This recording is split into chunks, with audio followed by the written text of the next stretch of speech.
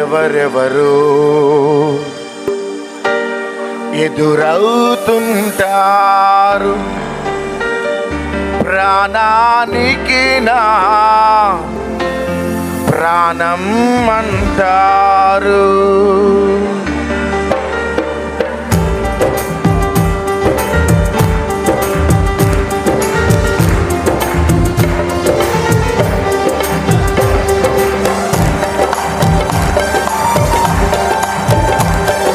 ఎవరెవరు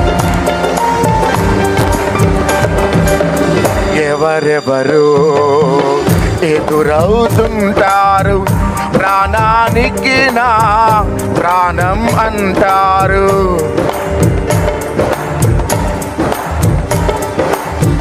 ఎవరెవరు ఎదురవుతుంటారు ప్రాణానికి నా ప్రాణం అంటారు.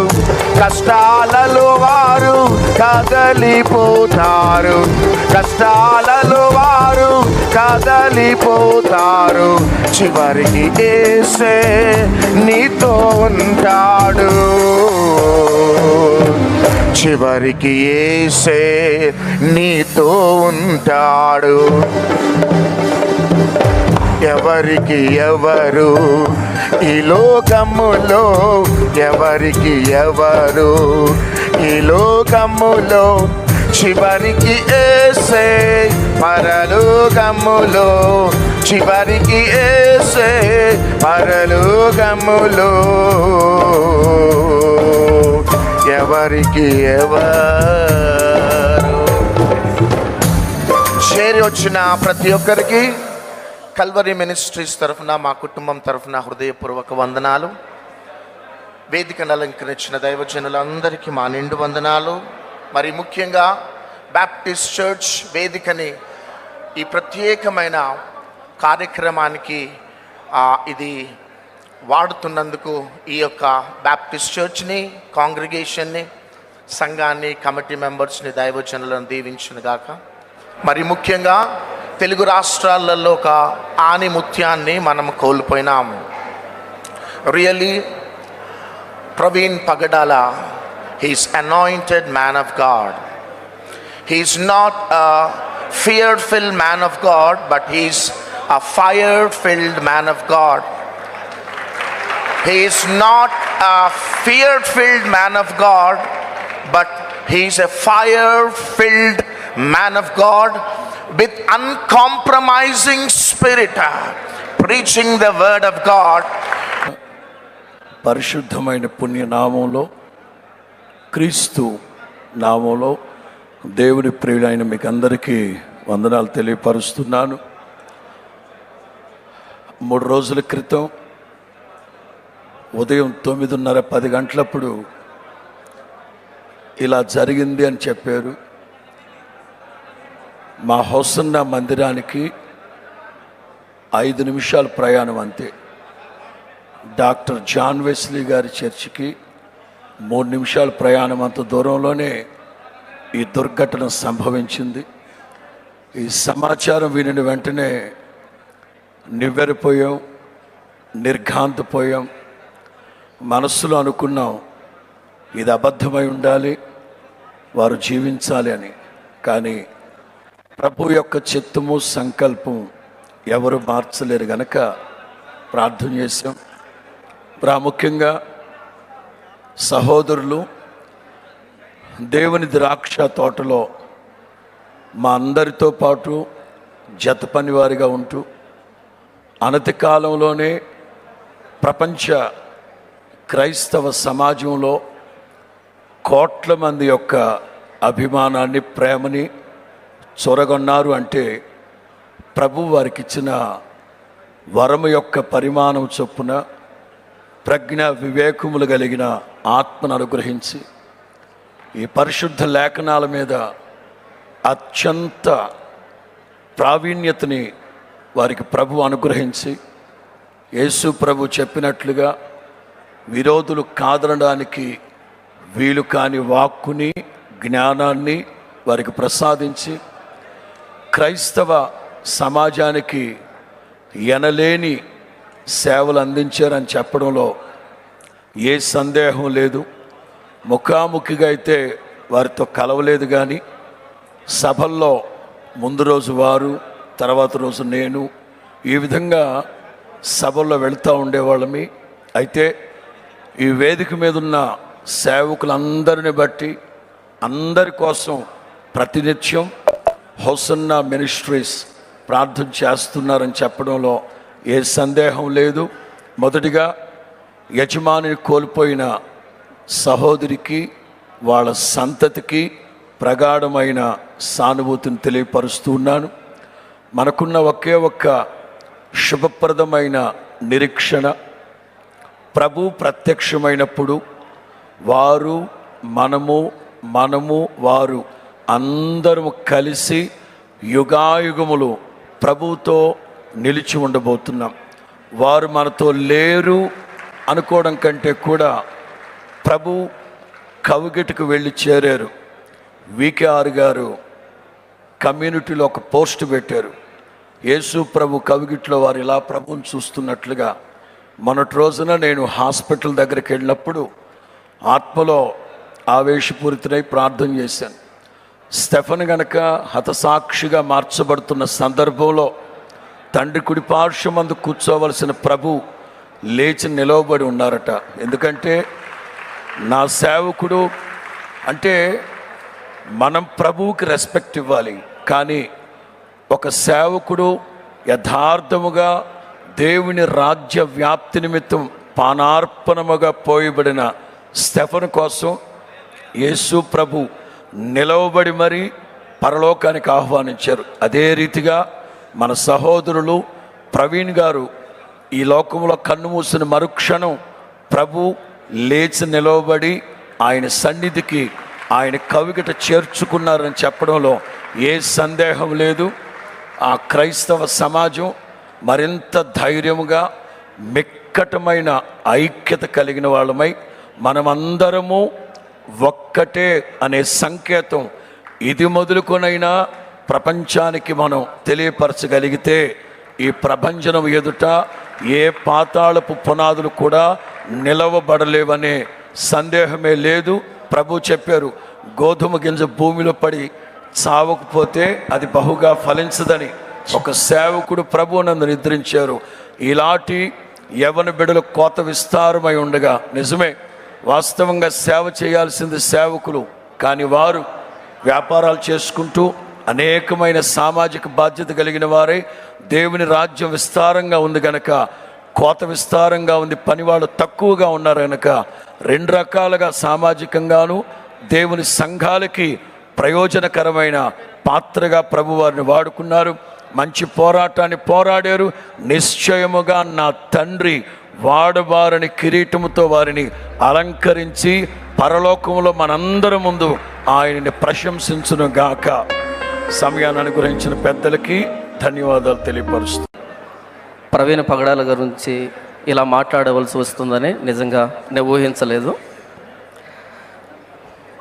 అన్నను గురించి అనేక మంది మాట్లాడారు. అయితే నేను ఒక లేఖన భాగాన్ని చదివి నేను ముగిస్తాను. ప్రకటన గ్రంథము 11వ అధ్యాయము 7వ వచనం నుంచి ఇలాగ రాయబడింది. వారు సాక్ష్యం చెప్పుట ముగింపగానే అగాధములో నుండి వచ్చు క్రూర మృగము వారితో యుద్ధము చేసి జయించి వారిని చంపును. వారి శవములు ఆ మహాపట్టణపు సంత వీధిలో పడి ఉండును.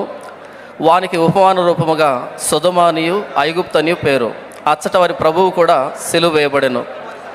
మరియు ప్రజలకును వంశకును ఆయా భాషలు మాట్లాడు వారికి జనములకును సంబంధించిన వారు 3 దినములన్నర వారి శవములు చూస్తూ వారి శవములను సమాధిలో పెట్టనీయరు. ఈ 2 ప్రవక్తలు భూనివాసులను బాధించినందున భూనివాసులు వారి గతి చూచి సంతోషించుచు ఉత్సహించుచు ఒకరినొకడు కట్నములు పుచ్చుకొందరు. అయితే 3 దినములైన పిమ్మట దేవుని యొద్ద నుండి జీవాత్మ వచ్చి వారిలో ప్రవేశించిన కనుక వారు పాదములు ఊని నిలిచరి. వారిని చూచిన వారికి మిగుల భయము కలిగెను. ఈ లేఖనంలో రోమ ప్రభుత్వానికి వ్యతిరేకంగా సాక్ష్యం చెప్పినటువంటి 2 సాక్షుల్ని క్రూరమృగం చంపిందంట. చంపినప్పుడు ఆ రోమన్ ప్రజలు కట్నాలు పుచ్చుకున్నారు, సంబరాలు చేసుకున్నారు. ఈరోజు ప్రభువైన యేసుక్రీస్తు వారి సువార్త పక్షాన సాక్ష్యం చెప్పినటువంటి ప్రవీణ్ పగడాల అన్నగారి విషయంలో కూడా జరిగింది ఇదే. ఈ లోక ప్రభుత్వం అంటే యుగ సంబంధమైన దేవత క్రీస్తు పక్షాన నమ్మకంగా నిజాయితీగా పనిచేసే వారిని విడిచిపెట్టదు అని లేఖనం చెప్తుంది. అయితే ఈ మరణం ముగింపు కాదని, వారు మరలా జీవాత్మ వచ్చి నిలవబడతారని, వారిని చూసి అనేకులు భయపడతారని రాయబడింది.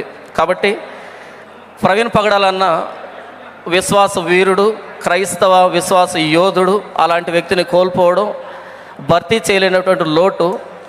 ఈ విధంగా అన్న గురించి మాట్లాడవలసి వచ్చినందుకు బాధపడుతూ క్రైస్తవ విశ్వాసిగా ఆయన ప్రభులో మహిమలో ఉన్నాడని నిరీక్షణ తెలియజేస్తూ ఈ సమయాన్ని ఇచ్చినటువంటి అధ్యక్షులకి వందనాలు తెలియజేస్తూ ముగిస్తున్నాను. Thank you. దైవజనులందరికీ కూడాను, ఇక్కడ నుండి విశ్వాస సోదరులు, సోదరిమణులు, చిన్నలు, పెద్దలు ప్రతి ఒక్కరికి కూడాను వందనాలు తెలియజేస్తున్నాను. నేను మీ సహోదరుడు, మీ బ్రదర్ షఫీని. ప్రవీణ్ పగడాల గారు నిజం చెప్పాలంటే వారు గొప్ప వ్యక్తిత్వం ఉన్నటువంటి వ్యక్తి. వారి గురించి నాకు తెలిసిన, నేను విన్నా, నేను తెలుసుకున్న విషయాలను బట్టి చాలా గొప్ప వ్యక్తిత్వం విషయం. అందరూ అనుకుంటుందంటే ప్రవీణ్ పగడాల గారు ఇప్పుడు మన మధ్యలో లేరు అనుకుంటున్నారు. నేను ఆ విషయాన్ని ఒప్పుకోను. ఎందుకంటే వారి భావాలు, వారి ఆలోచనలు, వారి మాటలు ఇప్పుడు మనతోటే ఉన్నాయి. అయితే నేను ఇక్కడ మీ అందరినీ కోరుతుంది, దైవజనులందరూ నేను కోరుతుంది, మనలో ఎంతమంది ప్రవీణ్ పగడాల గారి భావాలతో పాటు నిల్చున్నాం? చేయొద్దండి. ఎంతమంది ఈ భావాలతో పాటు నిల్చున్నాం? ఏదో వచ్చామా, చూసామా, పోయామా అని కాకుండా వారి భావాలతో పాటు, వారి ఆశయాలతో పాటు, దేవుడిచ్చిన పిలుపుతో పాటు దైవజనులుగా మనం నిల్చోవాలి.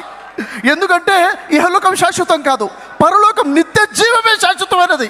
కాబట్టి దానికోసం మనం ప్రజల్ని ఈరోజు సమాజంలో చూసుకుంటే మానవత్వం మంట కలిసిపోయింది. మానవత్వం లేకుండా పోయింది. సోదరులారా, ఈరోజు మన సమాజాన్ని మనం కాపాడుకోవాలి. మన సమాజాన్ని కాపాడుకోవాలంటే మనిషిని మనిషిగా చూసే సమాజాన్ని నిర్మించుకోవాలి. ప్రజల్లో మానవత్వం చచ్చిపోయింది, ధర్మం కనుమరుగైపోయింది. నిన్ను వలని పొరుగువారిని ప్రేమించుము అన్న ధర్మాన్ని మన ప్రజలకి పరిచయించాలి. దీనికోసమే మన ప్రవీణ్ పగడాల గారు పాటుపడ్డారు. వారు చేసిన ప్రయాణం ఊరూరు తిరుగుతూ ప్రజలకి పరిచయం చేశారు. ఇహలోకం కాదు, నిత్య జీవం గురించి మాట్లాడారు. సోదరులారా, సోదరుని మనం బిగించాలి. ధర్మం కోసం ఏదైతే నిల్చున్నామో, మనం ఏదైతే జస్టిస్, వి వాంట్ జస్టిస్ అని అంటున్నామో, దానికోసం ఇప్పుడు ఏదైతే ఐక్యత మనలో కనిపిస్తుందో, సహోదరులు కలిసి ఉండుట ఎంత మేలు, ఎంత మనోహరము. మనం అందరం కూడా విశ్వాసులు అనేక సంఘాలుగా విడిపోయి ఉన్నాం కాదు, మనకు కావాల్సిందే ఐక్యత. సోదరులారా, నేను మీ అందరితో పాటు కలిసి నిల్చున్నాను అని చెప్పడం కోసమే ఇక్కడ వచ్చాను. మీ అందరితో పాటు నేను ఉన్నాను అని చెప్పడం కోసం నేను ఇక్కడికి వచ్చాను. కలిసి నిలబడదాం, కలిసి ఐక్యత కోసం నిలబడదాం. మన భారతదేశాన్ని ఒక ఐక్యతగా చేసుకునే మనం పూర్తి ప్రయత్నం చేద్దాం. జై Hind. Thank you very much sir. ఇటు సమయంలో మన మధ్యన రాజీవ్ సాగర్ గారు ఉన్నారు. దయచేసి అందరూ కళ్ళు మూసుకోండి. ఒక్క నిమిషం ప్రార్థిద్దాం.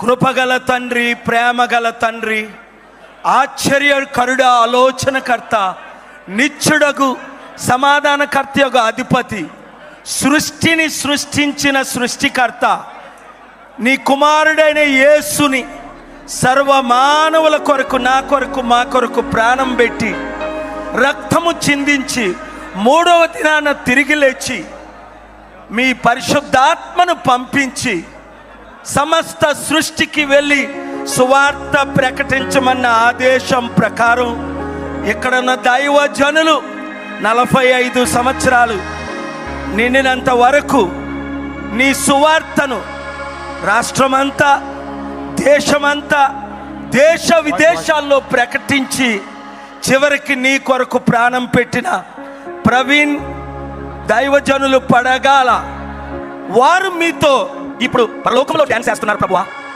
అయితే వారి కుటుంబం, భార్య, పిల్లలు, బంధువులు, ప్రియులు ఎంతో విచారంలో మునిగిపోయారు. ప్రభువా, నేను నిన్న రాజమండ్రి నీ ప్రేరేపణ ద్వారా వెళ్ళినప్పుడు అక్కడ జరిగిన అవినీతిని చూశాను, అక్రమాల్ని చూశాను, అసత్యాన్ని చూశాను. అయ్యో, క్రైస్తవులందరూ ఏకము లేనందువల్లే కదా ఈరోజు మణిపూర్లో లక్షల మంది మీద అటాక్ చేశారు. ప్రభువా, ఈయన మరణం దేశంలో ఉన్న 140-50 కోట్ల ప్రజలకు రక్షణగా మారినట్లు సహాయం చేయండి. సహోదర్ ప్రవీణ్ గారి ఆయన పరిచర్ని ఎవరు మరవలేరు. ఆయన కుటుంబానికి దేవుడు ఆదరించాలని ప్రార్థిస్తూ, you're always we'll remember in your prayers, and may the Lord comfort you. దేవుడు న్యాయం చేస్తాడు, న్యాయం చేసే దేవుడు. న్యాయం జరిగి తీరుతుంది అంతే. May the Lord, all of us, మన responsibility to pray for such people who are in a situation of attraction. వీళ్ళున్న పరిస్థితిలో ఉన్న ప్రతి ఒక్క దైవజనుడి గురించి ప్రార్థన చేయాలి మనము. వాళ్లకు దేవుడు దూతల్ని కావలా ఇచ్చి కాచి కాపాడును గాక. I pray that God will comfort this family. That's all. Thank you in Jesus' name. Amen. Thank you. Thank you very much brother. కుటుంబ సభ్యులకి అందరికీ క్రీస్తునామ వందనాలు. నిజానికి అన్నయ్య బాడీని అలా పెట్టుకుని నా నోట మాటలు రావట్లేదు. అది మా ఏరియాలో జరగడం, ఎంతమంది పెద్దలు, ఆయనకున్న సర్కిల్ టీం అంతా నాకు తెలుసు. అంత ఉన్న అనాథ శవన గల రోడ్డు పక్కన పడిపోయేసరికి నేను చాలా చలించిపోయాం. ఆ రోజు ఫస్ట్ టైం మా దగ్గరికి మీటింగ్కి వచ్చినప్పుడు మణిపూర్కి సహాయం చేయాలనే విషయాల్లో మేము మాట్లాడుకుంటున్నాం. అన్న దగ్గర కొంచెం అమౌంట్ ఉంది, మణిపూర్కి మళ్ళీ పంపించండి అని అన్నప్పుడు తప్పకుండా పంపుతాను. జేమ్స్, నీకు విషయం చెప్పాలి, నెక్స్ట్ టార్గెట్ మన తెలుగు రాష్ట్రాల మీద ఉంది, కొంచెం జాగ్రత్తగా ఉండండి నాకు చెప్పాడన్న. ఆ మాట చెప్పిన తర్వాత అది ఆయనకే జరగడం, ఈరోజుకి నేను తట్టుకోలేకపోతున్నాను ఆ మాటని. మాకు జాగ్రత్త చెప్పిన ఆయనకే మొట్టమొదటి ప్రమాదం జరగడం, తెలుగు రాష్ట్రాల మీద మళ్ళీ కన్ను పడింది, జాగ్రత్తగా ఉండండి అని. ఏది ఏమైనా మరలా ఇంకా ఏ సేవకులకి ఇలా జరగకూడదని కోరుకుంటున్నాను. మన క్రైస్తవ్యంలో ఒక ఐక్యత ఉండాలి. ఇలా జరుగుతుందని దీన్ని ఫాలోఅప్ చేసే పెద్దలు ఉండాలి. చనిపోయిన తర్వాత ఎంత సానుభూతి చూపిస్తున్నారు. ప్రమాదానికి ముందే అందరూ ఒక ఐక్యతతో ఉంటే ఇంకా బాగుంటుందని మనస్ఫూర్తిగా కోరుకుంటూ అన్నకి ఆయన కుటుంబానికి నేను ప్రగాఢ సానుభూతి తెలియజేస్తున్నాను. సెలవు.